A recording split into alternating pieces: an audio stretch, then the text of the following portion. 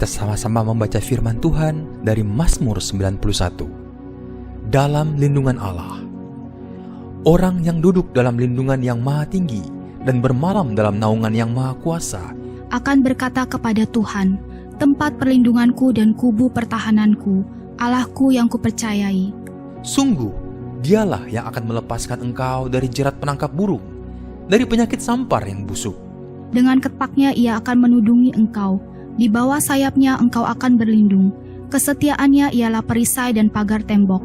Engkau tak usah takut terhadap kedahsyatan malam, terhadap panah yang terbang di waktu siang, terhadap penyakit sampar yang berjalan di dalam gelap, terhadap penyakit menular yang mengamuk di waktu petang. Walau 1.000 orang rebah di sisimu dan 10.000 di sebelah kananmu, tetapi itu tidak akan menimpamu. Engkau hanya menontonnya dengan matamu sendiri dan melihat pembalasan terhadap orang-orang fasik. Sebab Tuhan ialah tempat perlindunganmu, yang maha tinggi telah kau buat tempat perteduhanmu.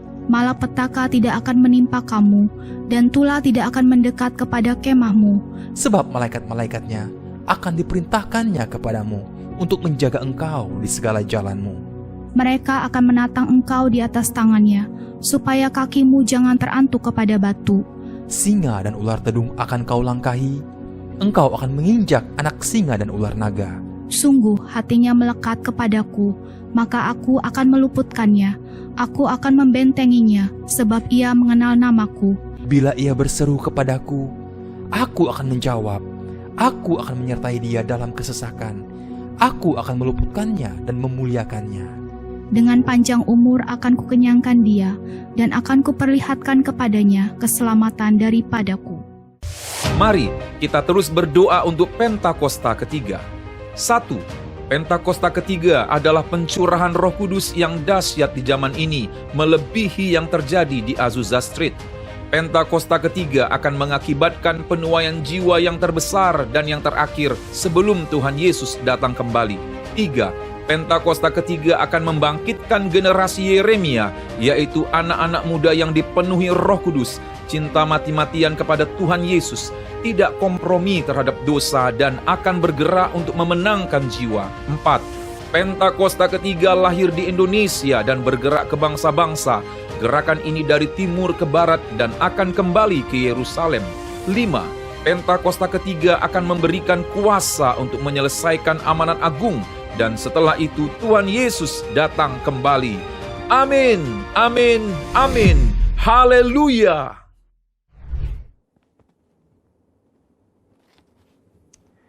Shalom semuanya. Di dalam Voice of Pentecost hari ini, kita akan membahas seorang tokoh yang luar biasa di dalam Alkitab. Dia adalah Musa. Terbukti 65 kali Alkitab mencatat bahwa Tuhan berbicara dan berfirman kepada Musa. Dan tidak ada nabi lain di dalam Alkitab yang sama seperti Musa. Nah, bukankah sebagai seorang percaya kita rindu untuk terus intim dan dapat bercakap-cakap dengan Tuhan? Karena itu, mari kita sama-sama mempelajari beberapa kualitas dari seorang nabi yang sangat menginspirasi dari zaman ke zaman secara singkat. Yang pertama, Musa memilih hidup dalam kebenaran. Dalam Ibrani 11 ayat 24-26 dijelaskan, karena iman, maka Musa setelah dewasa menolak disebut anak putri Firaun. Karena ia lebih suka menderita sengsara dengan umat Allah daripada untuk sementara menikmati kesenangan dari dosa. Ia menganggap penghinaan karena Kristus sebagai kekayaan yang lebih besar daripada semua harta Mesir. Sebab pandangannya ia arahkan kepada upah. Yang kedua, Musa rela diproses Tuhan. Setelah Musa melarikan diri dari tanah Mesir, ia hidup dengan sangat berbeda di tanah Midian sebagai pendatang. Selain itu, Musa juga mengalami perjumpaan pribadi dengan Tuhan dan mengenal Allah secara pribadi. Pengalaman-pengalaman ini adalah proses yang Musa jalankan untuk mempersiapkan dirinya menjadi pemimpin atas umat pilihan Tuhan. Musa meresponi perintah Tuhan untuk membawa dan mengajar bangsa Israel hidup dalam destiny yang sudah Tuhan tetapkan, yaitu menjadi bangsa yang sulung, yang akan beribadah kepada Tuhan dan yang akan melahirkan juru selamat. Musa sadar bahwa kehidupan dan apapun yang ia miliki adalah untuk menghidupi panggilannya. Yang ketiga, Musa taat penuh kepada Tuhan. Ketaatan adalah suatu ciri khas kepemimpinan dan gaya hidup dari Musa. Saat ia menerima perintah atau firman dari Tuhan, ia akan sampaikan kepada banyak orang. Dan setelah itu, ia pastikan agar perintah itu dilakukan dengan baik. Dalam berbagai kesempatan, Musa hanya mau mengambil tindakan jika memang Tuhan perintahkan demikian. Ini adalah suatu sikap penundukan diri yang luar biasa kepada Tuhan. Musa selalu menempatkan Tuhan sebagai pemimpin utama atas bangsa Israel, dan ia sebagai hambanya. Yang keempat, Musa selalu ingin adanya penyertaan Tuhan. Ketika bangsa Israel melakukan penyembahan kepada patung lembu emas, Tuhan memutuskan bahwa ia tidak akan berjalan bersama bangsa Israel ke tanah perjanjian, tetapi malaikat yang akan menuntun mereka. Apa reaksi Musa? Dia menolak untuk dituntun oleh malaikat, tetapi hanya mau dituntun oleh Tuhan. Musa bahkan menolak untuk disuruh berangkat dari padang gurun Sinai ke tanah perjanjian jika bukan Tuhan sendiri yang memimpin dia dan bangsa Israel.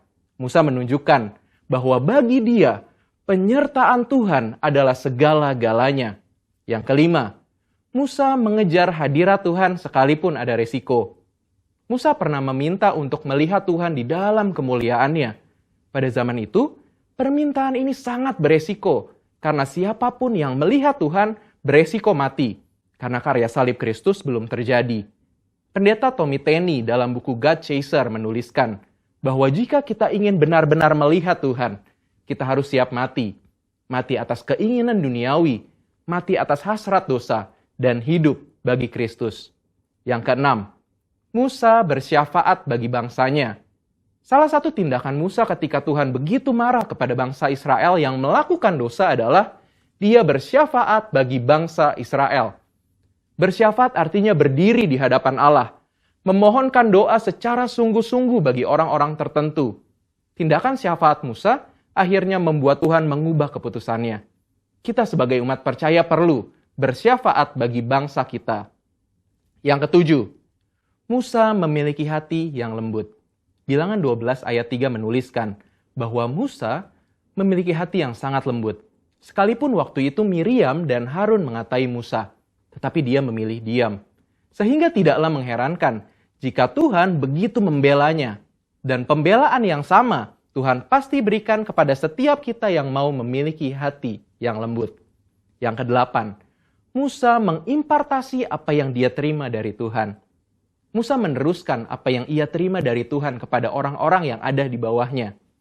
Musa mengajari Yosua semua hal yang telah ia terima dari Tuhan, termasuk mengimpartasikan kepenuhan roh untuk mempersiapkan Yosua menjadi penerusnya.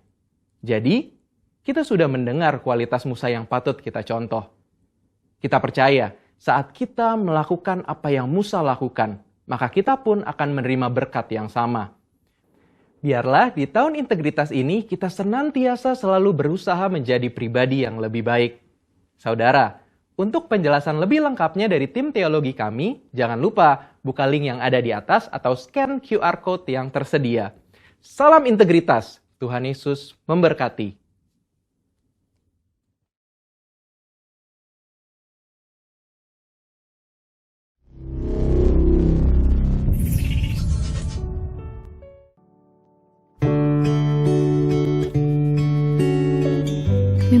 Syukur kami ke hadapan-Mu ya Tuhan Yesus. Oh, terima kasih ya Tuhan. Anugerah-Mu besar. Oh, thank you Jesus. Makasih ya Tuhan. Ajaib sungguh anugerah-Mu menyelamatkanku, pulihkan hidupku, nyata besar kuasa-Mu, layakkan ku menyembah-Mu. Terima kasih. Ajaib sungguh hadirat-Mu, selalu hadir di dalam nyata besar kekuatanmu, begitu nyata di hidupku. Terima kasih Yesus buat kasih-Mu, Kau datang hampiri diriku, Kau tarik hidupku ke tatamu, untuk kemuliaan kekal. Oh, terima kasih Yesus, ajaib anugerah-Mu itu, ajaib sungguh anugerah-Mu, menyelamatkanku, pulihkan hidupku, nyata besar kuasa-Mu, layakkan ku menyembah-Mu. Ajaib sungguh hadirat-Mu, selalu hadir di dalam doaku, nyata besar kekuatan-Mu, begitu nyata di hidupku. Oh, terima kasih Yesus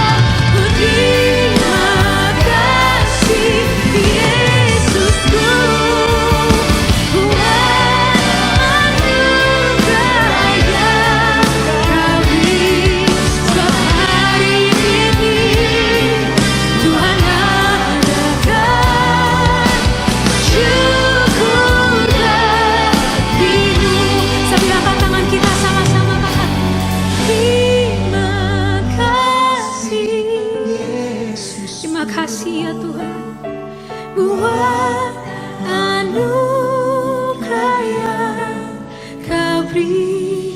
Sebab hari ini Tuhan adakan syukur bagimu. Sebab hari ini Tuhan adakan syukur bagimu.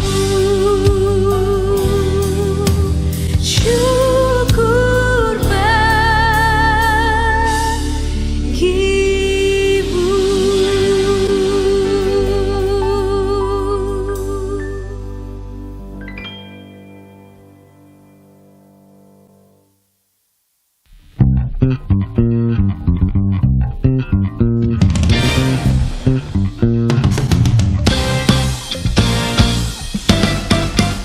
Hey!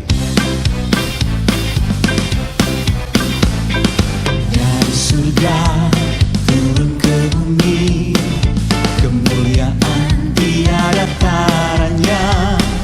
Allah datang melawat negeriku, karena seruan doa umatnya. Gunung-gunung dan lembah-lembah, sungai serta tanahnya bersuka. Penduduknya di desa dan di kota, semua akan menjadi orang yang benar. Sukacita pujian di rumah-rumah, dan tarian di jalan-jalan. Kota dan penduduknya bergembira semua, Tuhan melawat negeriku. Sukacita pujian di rumah-rumah, dan tarian di jalan-jalan. Kota dan penduduknya bergembira semua, Tuhan melawat negeriku. Dari surga turun ke bumi, kemuliaan tiada taranya. Allah datang melawat negeriku, karena seruan doa umatnya. Gunung-gunung dan lembah-lembah, sungai serta tanahnya bersuka. Penduduknya di desa dan di kota, semua akan menjadi orang yang benar. Sukacita pujian di rumah-rumah, dan tarian di jalan-jalan. Kota dan penduduknya bergembira semua, Tuhan melawat negeriku. Sukacita pujian di rumah-rumah, dan tarian di jalan-jalan. Kota dan penduduknya bergembira semua, Tuhan melawat negeriku.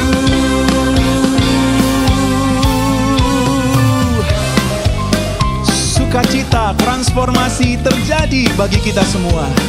Keluarga kita, kota kita, bangsa kita akan datang menyembah kepada Tuhan Yesus. Haleluya!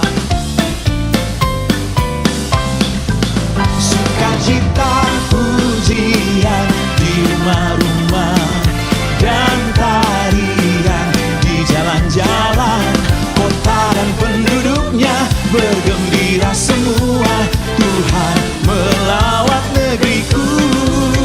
Sukacita pujian di rumah-rumah, dan tarian di jalan-jalan.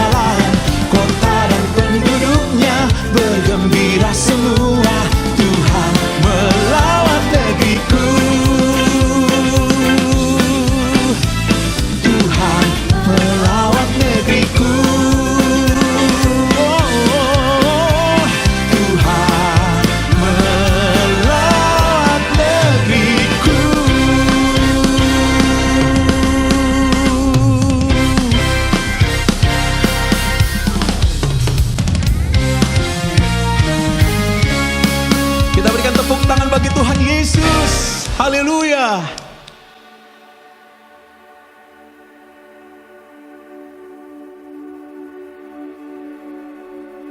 Kini saatnya berdiri di altarnya, sebab Allah Maha Kudus hadir di sini. Mari memuji, angkat tangan menyembah, sebab Allah Maha Kudus hadir di sini. Kini saatnya berdiri di altarnya, sebab Allah Maha Kudus hadir di sini. Mari memuji, angkat tangan menyembah, sebab Allah Maha Kudus hadir di sini. Kita masuk tahta sucinya bersama para malaikat.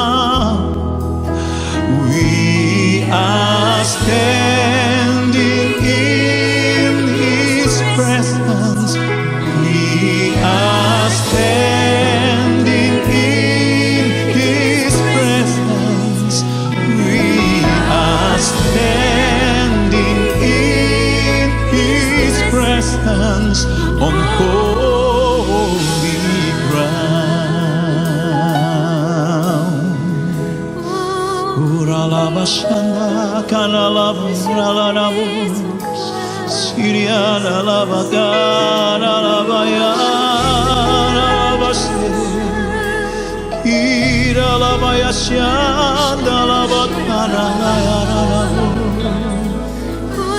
We worship you, O God, Jesus.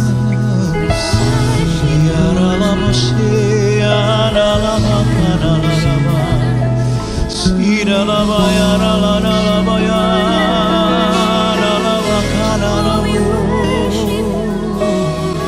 Sirianalaba Yaralaba Yaralaba.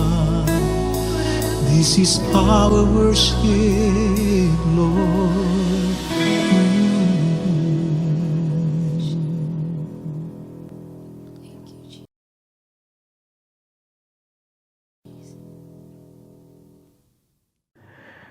Haleluya, saya sungguh merasakan bagaimana keindahan hadirat Tuhan. Holy ground, tempat kudusnya di mana kita semua bisa membawa hati kita untuk menyembah di dalam keindahan. Saudara pasti diberkati dalam sesi pujian penyembahan hari ini. Praise the Lord, puji Tuhan. Apa kabar saudara? Saya ucapkan shalom untuk kita semuanya. Baik, tema firman Tuhan hari ini, Kairos Allah, Kairos Tuhan pasti terjadi. Nah saudara, percayakah kita akan waktunya Tuhan? Sabarkah kita di dalam waktunya Tuhan? Bisakah kita mengucap syukur dengan waktu Tuhan? Ayat firman Tuhan yang ingin saya sampaikan saudara di dalam Pengkhotbah 3 ayat pertama mendasari uraian firman Tuhan hari ini. Pengkhotbah 3 ayat yang pertama. Untuk segala sesuatu ada masanya.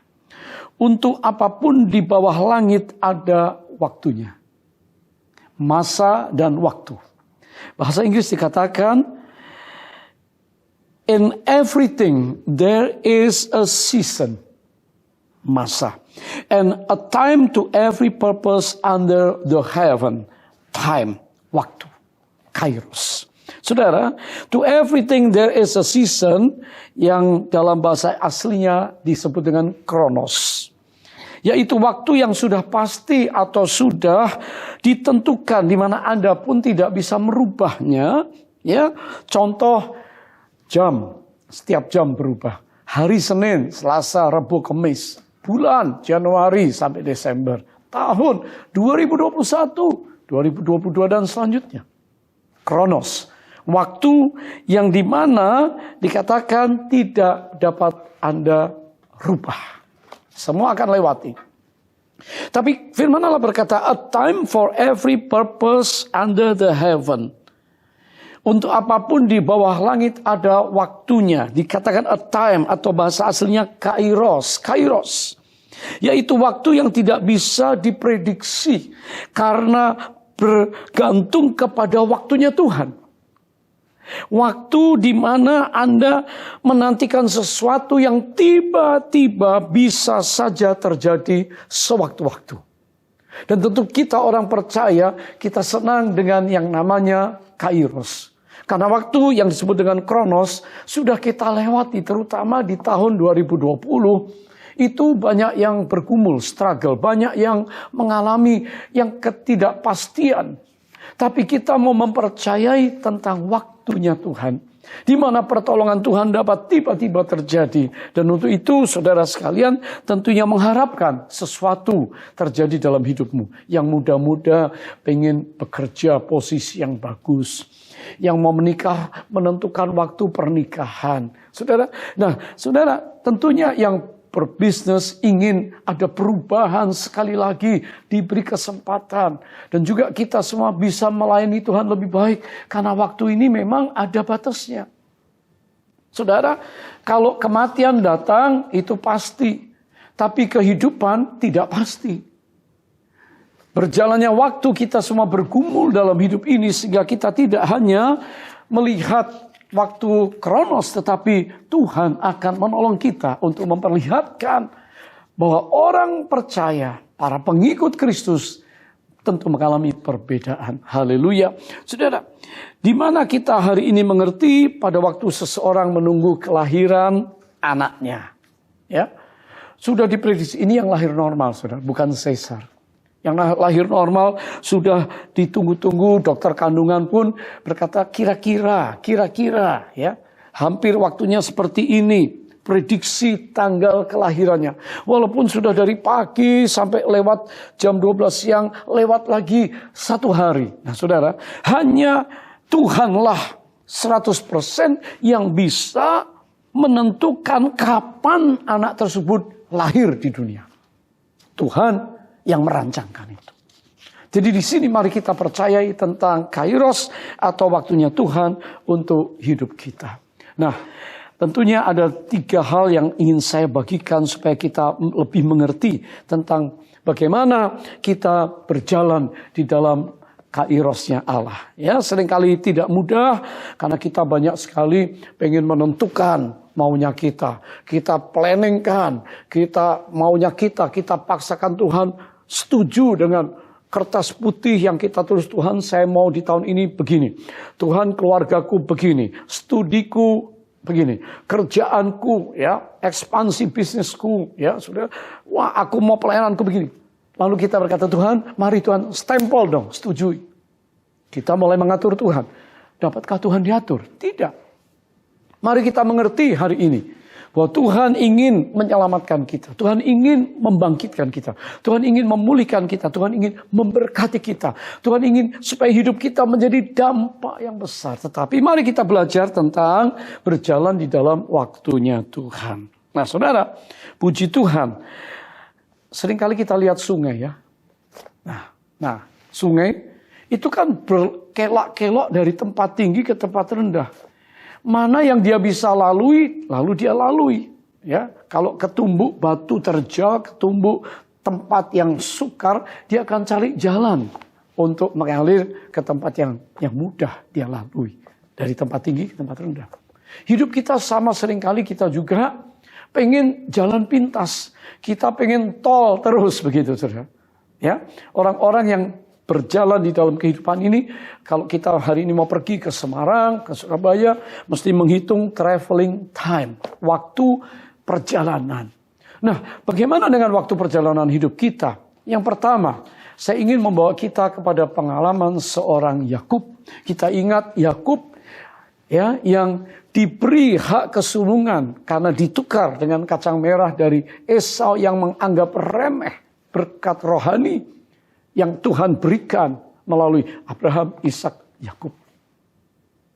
Tapi Esau seharusnya Abraham, Ishak, Esau. Kenapa jadi ke Yakub?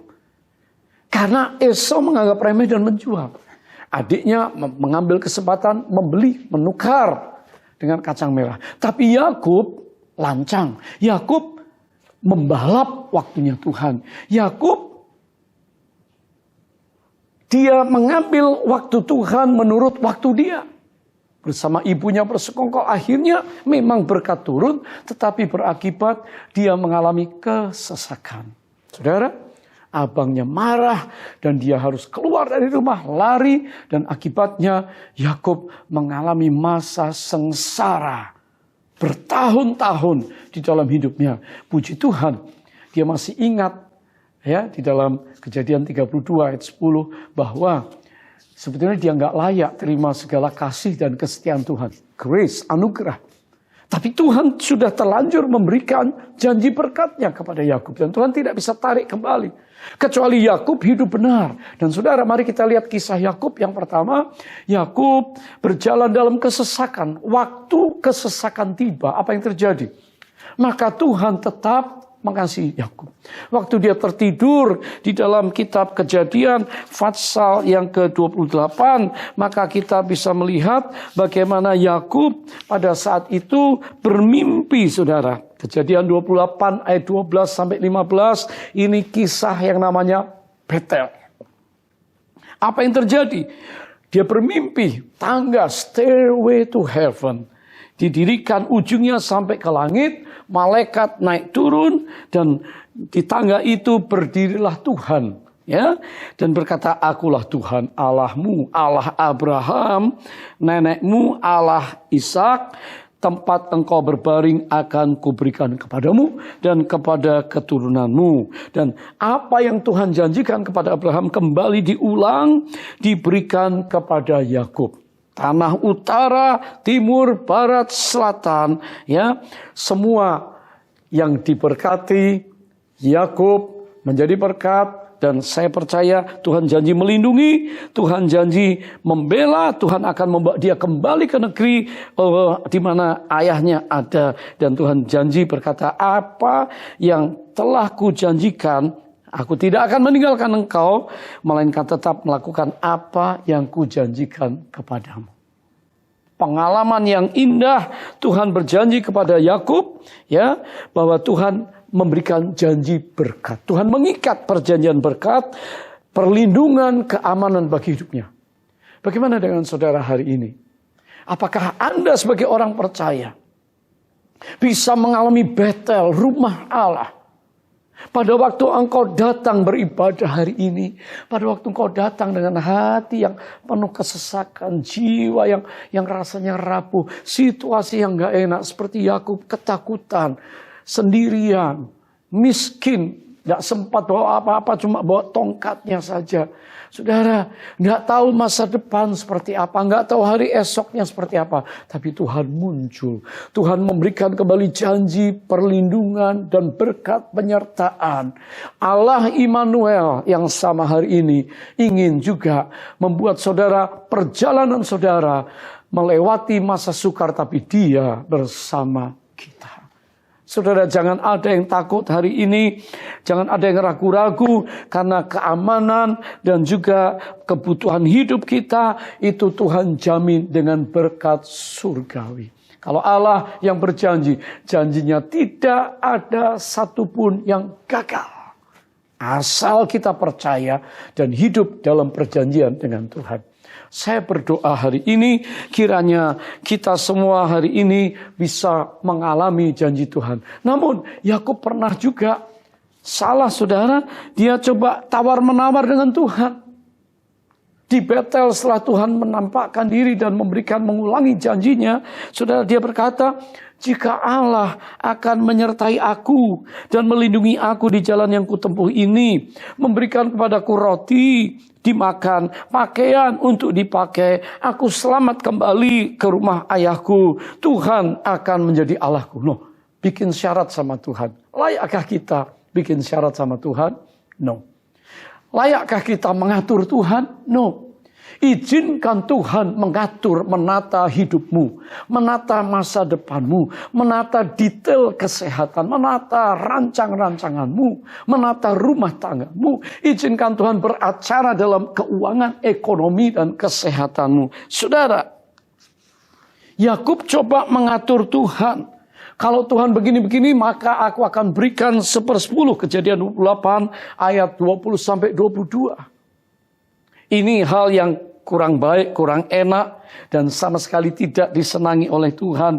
Banyak kita mempercayai Tuhan bahwa Tuhan berjalan bersama saya, tapi Tuhan, saya tidak melakukan ini dan itu. Saya hanya pilih-pilih. Pilih-pilih teman. Pilih-pilih kalau aku mau melayani Tuhan, nggak mau hari Sabtu, nggak mau hari Minggu, begitu saudara ya. Kalau aku mau dipakai Tuhan, tapi aku mesti cukup kaya, cukup uang, cukup pintar. Ya, Tuhan, aku mau pilih jodoh yang seperti ini, seperti itu. Saudara, izinkan Tuhan beracara dalam hidup saudara hari ini. Haleluya. Mari kita belajar. Di masa kesesakan, kita percayai Tuhan Immanuel masih tetap melihat kita, dan janji berkatnya dimeteraikan di dalam Kristus. Berkat keselamatan, berkat hidup yang kekal, berkat damai sejahtera, dan berkat untuk masa depan kita. Haleluya. Saudara, menerima berkat keselamatan dan anugerah terus-menerus belumlah cukup kita sebut sebagai anak Tuhan yang teruji. Ada waktu-waktu di mana kita perlu encounter sama Tuhan. Saya banyak waktu juga encounter, ketemu Tuhan secara pribadi. Dibersihkan, dilatih, bergumul untuk bertobat dan selanjutnya. Yakub sama. Tidak cukup dia disertai Tuhan. Pada suatu kali juga, saudara, dia juga mengalami sebuah pergumulan dengan Tuhan. Bahkan Tuhan sampai memaksa Yakub dengan bergulat dengan Tuhan. Dan Yakub diberikan kesempatan untuk menang. Tapi Tuhan lihat hati Yakub. Benarkah dia mau hidup di dalam blessing berkat Allah? Atau Yakub cuma mau merasa hebat dirinya mampu mengatasi semuanya? Ternyata enggak. Yakub mengandalkan Tuhan. Suatu kali di dalam kitab Kejadian 32, ayatnya banyak sekali, ayat 24 sampai 32. Saya hanya baca sedikit, sisanya saudara baca selanjutnya. Lalu tinggallah Yakub seorang diri, dan seorang laki-laki bergulat dengan dia sampai fajar menyingsing. Ketika orang itu melihat bahwa ia tidak dapat mengalahkannya, ia memukul sendi pangkal paha Yakub sehingga sendi pangkal itu terpelecok ketika ia bergulat dengan orang itu. Dan saudara, di tempat itulah maka ditanyalah Yakub sebelum fajar menyingsing. Karena Yakub berkata, mereka bergulat, aku tidak akan membiarkan engkau pergi jika engkau tidak memberkati aku. I will not let you go unless you bless me. Yakub tahu seorang ini adalah malaikat Tuhan atau the angel of the Lord.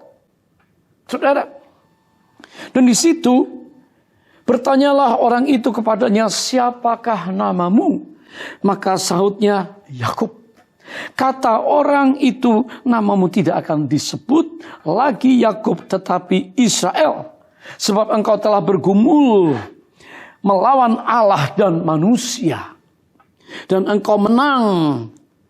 Saudara, diberkatilah Yakub di situ. Yakub menamai tempat itu Peniel. Sebab katanya, aku telah melihat Allah berhadapan muka, tetapi nyawaku tertolong. Peniel.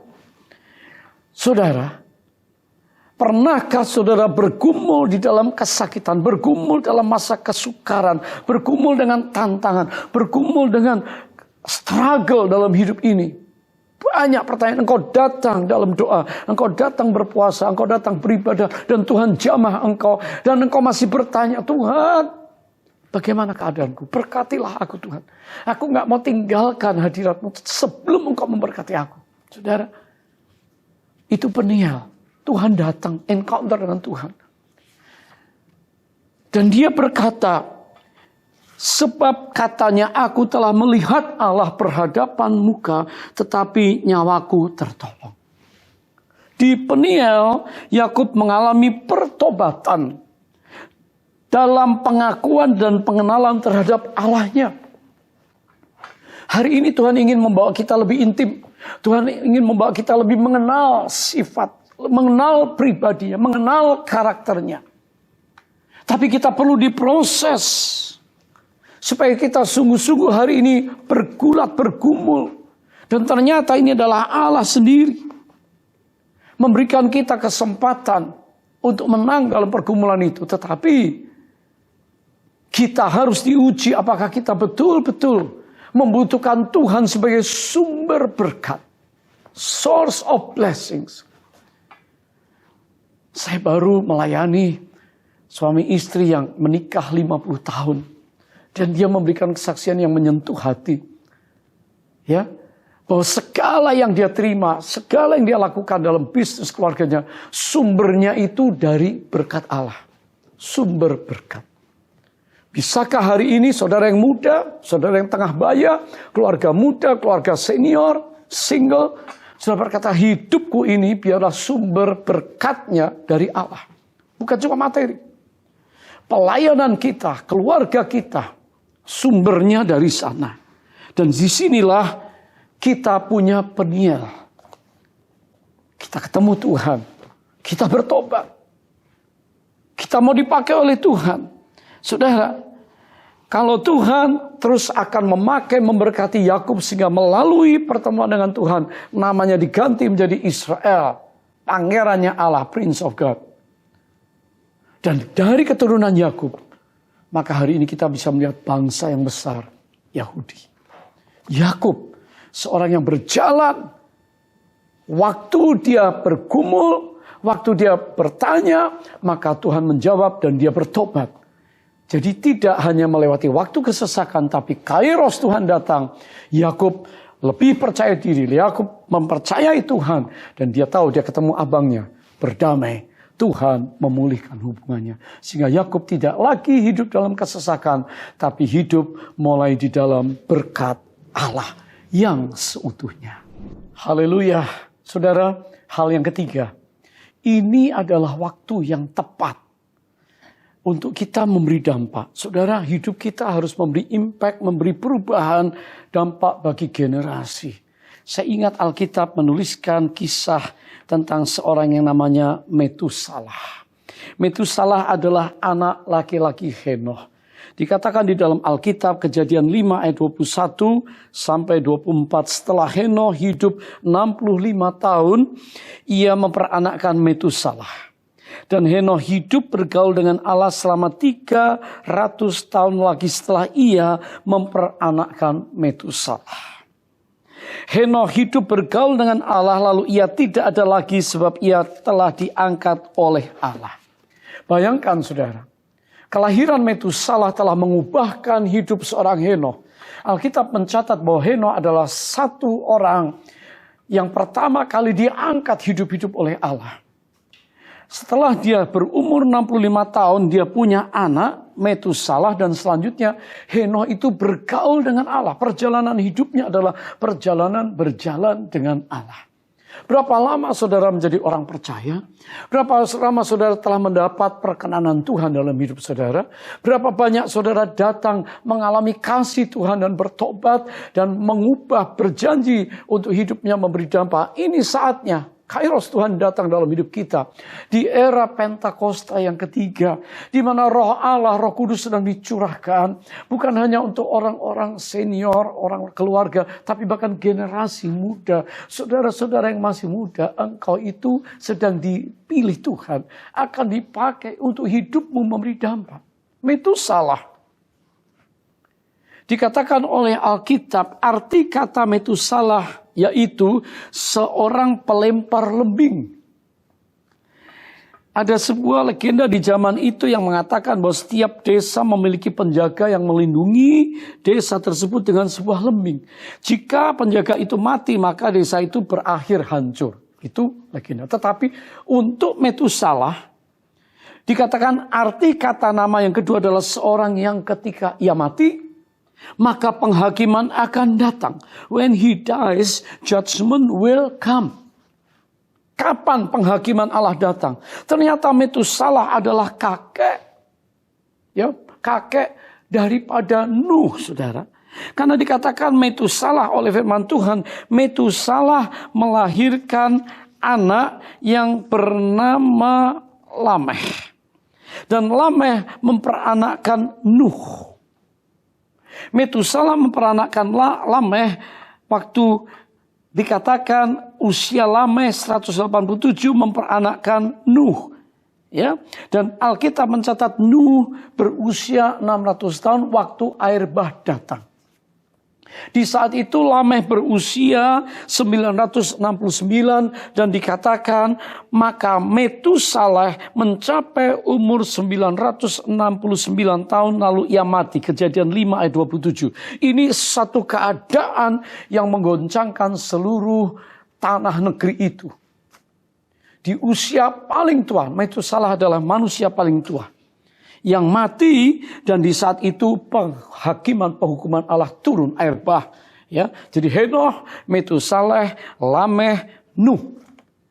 Nuh usia 600 tahun. Saya percaya bahwa Metusalah menjadi tokoh yang penting untuk memberi dorongan, untuk memperkatakan kata-kata kekuatan kepada cucunya Nuh. Bangun, apa yang Tuhan ngomong sama kamu, lakukan. Saudara, Nuh memberikan nasihat, memberikan kekuatan, pengharapan supaya Nuh bisa mempersiapkan bahtera dengan baik. Dan tepat saat Metusalah mati, air bah itu mulai datang dan membinasakan semua orang. Saudara, melalui peristiwa Henoh dan Metusalah ini kita dapat mempelajari beberapa hal yang penting hari ini. Kita sedang hidup di akhir zaman, di mana tantangan-tantangan sekularisme sedang mengancam orang-orang percaya supaya beralih kepada dunia. Perhatikan. Hari-hari ini tantangan moral yang menghancurkan generasi muda sedang terjadi. Jangan menganggap remeh bahwa ini kita ada di akhir zaman. Tantangan budaya hari ini. Orang Kristen, saudara, tidak bedanya dengan orang dunia. Ya, cinta materi, cinta dunia. Mengabdi, ya, menyembah dunia. Perhatikan, kita tidak boleh hari ini lengah. Karena masa ini adalah masa di mana kita harus berjaga dan berdoa. Artinya kita tetap bergaul, kita tetap ada di dunia. Metusaleh juga tidak mengisolasi, Henoh juga tidak mengisolasi dirinya. Tapi dia menjadi pewarta kasih karunia Allah dan keadilan Allah yang akan mendatangkan hukuman. Nuh dipakai oleh Tuhan untuk generasi itu. Saudara, 3 hal yang kita pelajari hari ini. Yang pertama, bahwa janji Tuhan pasti terjadi. Tuhan bicara bahwa janjinya semenjak zaman Henoh, nanti kalau Metusalah mati, penghakiman akan datang. Tentunya orang menjaga Metusalah, jangan mati. Ya, saudara. Tapi janji Allah digenapi. Tidak ada firman Tuhan yang tidak digenapi. Semua pasti digenapi sesuai dengan firman-Nya. Saudara percaya firman Tuhan hari ini? Saudara percaya janji-janji Tuhan? Saudara percaya bahwa apa yang Dia kerjakan di akhir zaman ini juga akan terjadi? Semua akan disingkapkan dan setelah itu Tuhan akan datang kembali. Haleluya. Yang kedua, melalui Metusaleh yang hidupnya memberi dampak perubahan yang besar, maka dikatakan Tuhan panjang sabar. Hari ini kita tidak boleh menganggap remeh panjang sabar Tuhan. Tuhan tidak lalai menepati janjinya. Sekalipun ada sebagian orang yang menganggap lalai, tapi Dia tidak menghendaki ada yang binasa. 2 Petrus 3 ayat 8. Sebab itu Tuhan terus memperpanjang umur Metusaleh, manusia tertua di dunia, 969 tahun. Guna memberi kesempatan kepada manusia saat itu untuk bertobat. Alkitab mencatat bahwa Metusaleh yang hidup dengan umur panjang menjadi bukti kesabaran Allah yang panjang, yang besar, yang hebat dan berharga. Sehingga hari ini kita pun harus melihat bahwa belas kasihan Tuhan Allah sedang turun melalui gerejanya supaya kita mewartakan keluarga kita, rekan di kantormu. Banyak orang yang sekarang mencari apa sih arti hidup ini? Bagaimana kekekalan yang sebenarnya? Dan saudaralah yang menjadi messenger, menjadi pembawa berita kabar baik, bahwa messenger berita Pentakosta, di mana Roh Kuduslah yang akan melakukan karya besar, memulihkan, mempertobatkan, membawa gereja kepada kemuliaannya sebelum Dia datang kembali. Jadi bicara Metusalah, bicara tentang janji Tuhan pasti terjadi. Dan Allah, Tuhan, panjang sabar. Kairosnya pasti datang. Dan yang ketiga, Tuhan memberi peringatan supaya manusia berbalik kepadanya. Saudara, tujuan Tuhan memberikan peringatan melalui nama Metusalah ini adalah supaya manusia waktu itu bertobat dan mau menerima anugerah keselamatan supaya tidak binasa oleh air bah, tenggelam dalam penghakiman murka Allah. Hari ini, saudara, kita percaya bahwa kita perlu belajar untuk menjadi orang-orang yang peka terhadap kairos waktu Tuhan. Ya, peringatan-peringatan Tuhan sudah diberikan melalui pandemi ini, melalui kesulitan, kesukaran yang sedang terjadi di new normal ini. Dan saudara, ingat, ada berkat Tuhan janjikan keselamatan untuk Nuh dan keluarga, saudara dan keluarga. Tapi juga ada penghakiman bagi orang fasik yang tegar, yang tidak mau bertobat. Di dalam setiap peringatan selalu ada tujuan pemulihan. Maukah saudara hari ini mengingatkan keluarga? Minimal keluarga saudara. Keluarga inti, Nuh, 3 anak laki. Ya, ketiga menantunya, semua selamat. Hari ini di sekitar kita ada orang-orang yang perlu ditolong, diselamatkan. Kairos Tuhan datang untuk menolong saudara, memulihkan saudara. Dan saudara perlu ingat ada orang-orang lain yang sedang tiap detik, tiap menit antri menuju ke neraka. Betapa berbahagia kita karena Kristus telah membeli kita dengan harga yang mahal. Kristus telah berkorban dengan darahnya dan memberikan nyawanya mati supaya kita ini hidup, karena di dalam Kristus ada kehidupan yang kekal. Dan hari ini biarlah kita kembali melihat bahwa kairos, waktu Tuhan tiba-tiba dapat datang untuk hidup kita. Saya percaya kalau ada di antara kita yang berbeban berat, Tuhan mau menolong kita. Tuhan mau menghibur kita. Tuhan mau memulihkan kita. Suatu saat di zaman Nazi Jerman 1933 sampai 45, maka kekejaman Nazi, sejarah mencatat kengerian pembunuhan di ghetto-ghetto, bukan hanya di Eropa Barat Jerman, tapi sampai ke Eropa Timur. Ya, partai besar Nazi ini, dan mereka membunuh semua orang Yahudi yang bisa.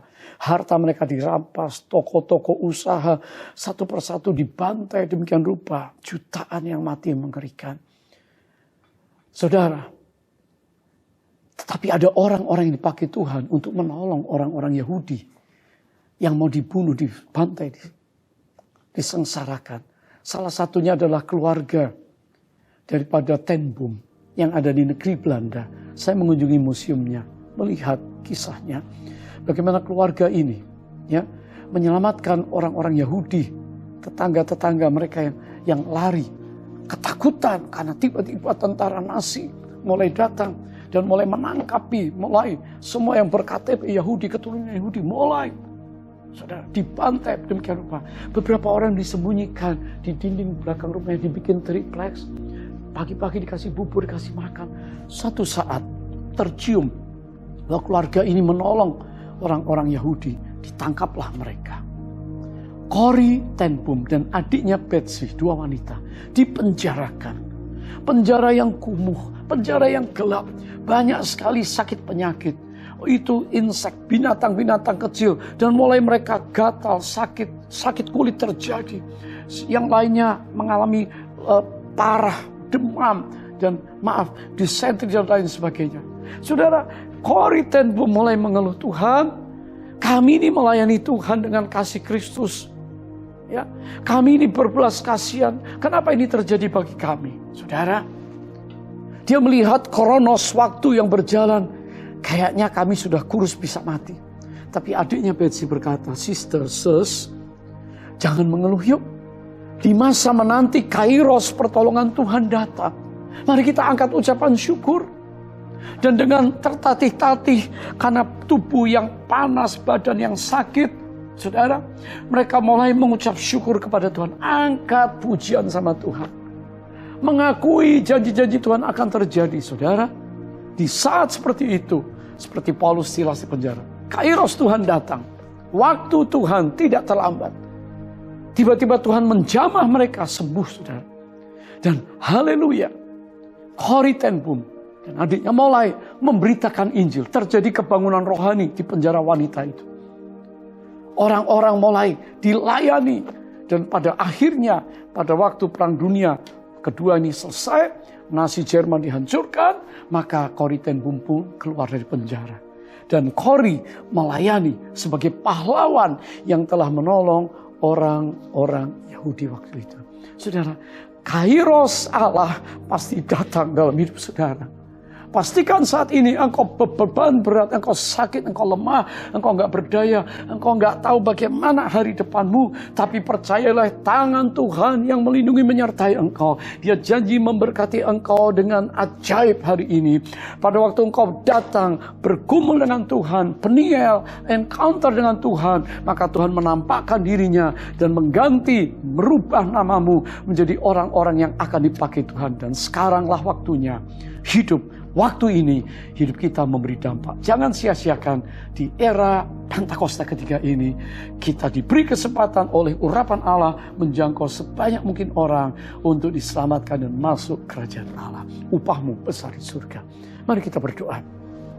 Bapa, terima kasih. Kami mengucap syukur. Tuhan baik, Tuhan setia. Janji-Mu ya dan amin. Kami belajar bahwa firman-Mu ya dan amin. Engkau panjang sabar, dan kalau Engkau mengingatkan kami untuk kami bertobat berubah, maka kami semua tanggap dan peka terhadap suara-Mu. Angkat yang tergeletak, bangkitkan yang jatuh, pegang tangan kami yang lemah, sembuhkan yang sakit dan terluka, pulih dalam nama Yesus, dan bangkitkan kami menjadi saksi-Mu di hari-hari akhir ini dalam nama Yesus. Haleluya. Amin. Saudara sekalian yang dikasihi Tuhan, hari ini mari kita menyambut persekutuan dengan tubuh dan darah Yesus. Sangat penting untuk hari ini kita beribadah dan mengingat korban kasih Tuhan yang besar bagi hidup saudara. Mari siapkan roti, ya, siapkan biskuit dan juga sirup atau anggur, ya, yang kita akan pakai, atau teh, apapun juga, untuk kita memperingati kasih Tuhan yang sangat besar, kebaikan Tuhan dalam hidup kita. Dan firman Tuhan berlaku untuk kita. Karena itu hendaklah tiap-tiap orang menguji dirinya sendiri, dan baru sesudah itu ia akan makan roti dan minum dari cawan ini. Ya, karena barang siapa makan dan minum tanpa mengakui tubuh Tuhan, ia mendatangkan hukuman atas dirinya sendiri. Kalau kita menguji diri kita, maka hukuman tidak menimpa kita. Perjamuan kudus yang pertama, kita proklamirkan kita ini milik Tuhan. Dan kita ada hari ini sampai nanti pasti Dia datang kembali. Yang kedua, mari kita saling mengampuni. Kita diampuni, mari kita mengampuni. Ya, supaya kita ini hari ini menerima anugerah yang limpah dari Tuhan. Dan saudara, mari kita menguji diri kita. Kalau ada di antara kita yang masih belum membereskan dosa, pelanggaran-pelanggaran kita, mari kita datang katakan, Tuhan, aku salah. Mari ampuni aku. Kalau ada dosa-dosa yang belum dibereskan, ini saatnya Engkau datang dan berkata, Tuhan Yesus, ampuni aku, sucikan kembali. Hari ini adalah hari perkenanan Tuhan, hari Kairos Tuhan untuk saudara. Maka saudara sambut perjamuan kudus. Mari, semua sudah siap. Ucapkan syukur, katakan terima kasih.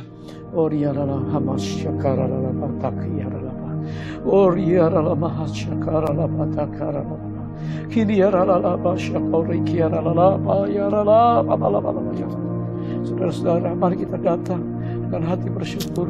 Katakan terima kasih Tuhan, terima kasih. Bagi Tuhan tidak ada yang mustahil. Saudara yang kekasih, mari kita angkat roti bersama-sama. Yesus pada malam waktu ia diserahkan, diambilnya roti, diucapkan syukur, lalu dia berkata, inilah tubuhku yang diserahkan bagi kamu.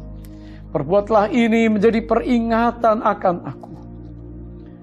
Kekasih Tuhan, bukankah roti yang kita pecahkan adalah lambang persekutuan kita dengan tubuh Yesus? Amin. Mari kita makan dalam nama Yesus.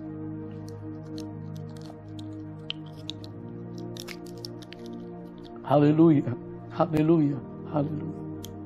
Mari angkat cawan. Oh, terima kasih buat darah anak domba Allah. Terima kasih buat penebusan dosa kami oleh karena darah kudus-Mu yang tercurah. Terima kasih oleh bilur darah-Mu, maka kami semua sudah disembuhkan.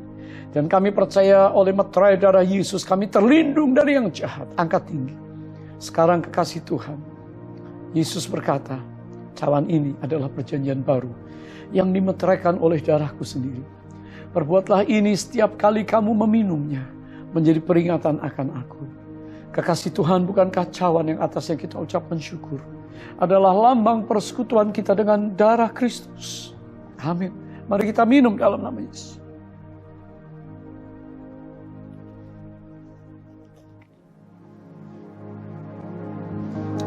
Haleluya, haleluya, haleluya.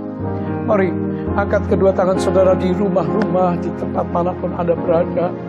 Mari pejamkan matamu, angkat tanganmu, katakan terima kasih. Oh ya Allah, terima kasih kami sudah diselamatkan. Terima kasih kami sudah diampuni. Terima kasih kami diangkat. Terima kasih kami menjadi milik-Mu kekal selamanya. Terima kasih kami diurapi untuk memberitakan kabar baik. Terima kasih kami dipakai oleh Tuhan untuk menjadi alat bagi kerajaan Allah. Terima kasih kami ada di era Pentakosta yang baru, Pentakosta yang ketiga. Dan kami semua bergairah untuk menjadi Tuhan, pembawa berita kabar baik ini. Terpujilah Tuhan. Haleluya. Katakan sama-sama. Terima kasih Yesusku. Terima kasih Yesusku. Puji syukur hanya bagi Tuhanku. Terima kasih Yesusku.